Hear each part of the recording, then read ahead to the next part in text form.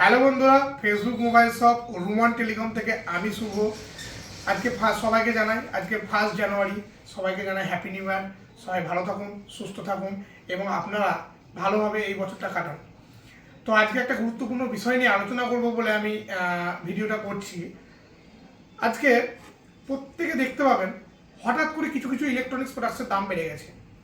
প্রথম হচ্ছে মোবাইল, আপনাদের স্মার্ট টিভি বা অ্যান্ড্রয়েড টিভি, কম্পিউটার, ল্যাপটপ, হঠাৎ 5,000, 6,000, 2,000, 2,500 দাম বেড়ে গেল। হঠাৎ কোনো ইনফরমেশান নাই, আগে থেকে কিছু নয়, হঠাৎ দাম বেড়ে গেল। কেন বাড়লো? আমাদের কাস্টমার আসছে, কাস্টমারকে বারবার আজকে এই কিছু কিছু মডেলের আমাদের 2-2,500 টাকা দাম বেড়ে গেল। প্রত্যেকটা কাস্টমারকে আমাদেরকে বোঝাতে হচ্ছে। এবার কিন্তু দামটা কেন বাড়লো সেই বিষয়ে আসি। আজকে আমরা যে এআই ব্যবহার করছি, শুধু ইন্ডিয়া বলে না, বিশ্বব্যাপী যে এআই ব্যবহৃত হচ্ছে, তারা প্রচুর পরিমাণে ডেটা কালেকশনের জন্য র্যাম এবং মেমোরি কার্ড সংগ্রহ করছে। প্রচুর পরিমাণে র্যাম এবং মেমোরি কার্ড সংগ্রহ করার জন্য সবচেয়ে বড় যে দুটো কোম্পানি আছে যারা র্যাম এবং মেমোরি কার্ড তৈরি করে, স্যামসাং আর হাইনিক্স, এই দুটো কোম্পানি আমাদের গোটা বিশ্বব্যাপী সবচেয়ে বেশি পরিমাণে র্যাম এবং মেমোরি কার্ড সাপ্লাই দেয়।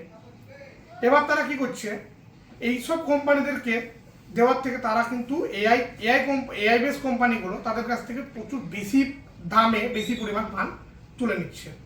ফলে কি হচ্ছে, মালের চাহিদা বেড়ে যাচ্ছে কিন্তু মালের সাপ্লাই কমে গেছে। এর ফলে কি হচ্ছে, মোবাইল কোম্পানি হোক বা যেসব জায়গায় আমাদের র্যাম বা মেমোরি কার্ড ব্যবহৃত হয়, সেই সব জায়গায় কিন্তু দামটা অটোমেটিক্যালি বেড়ে যাচ্ছে। সেহেতু মোবাইলের দাম বেড়ে গেছে। আজকে মোটামুটি 20 থেকে 30% দাম কিন্তু প্রত্যেকটা মোবাইলের বাড়তে লেগেছে এবং বেড়েও গেছে। ইভেন ল্যাপটপ, কম্পিউটারের 20 থেকে 30 বেড়েছে, 50% দাম বাড়বে, 100% শিওর। ওয়ার্ল্ড ওয়াইড, গোটা বিশ্বব্যাপী 50% দাম কিন্তু বেড়ে যাবে।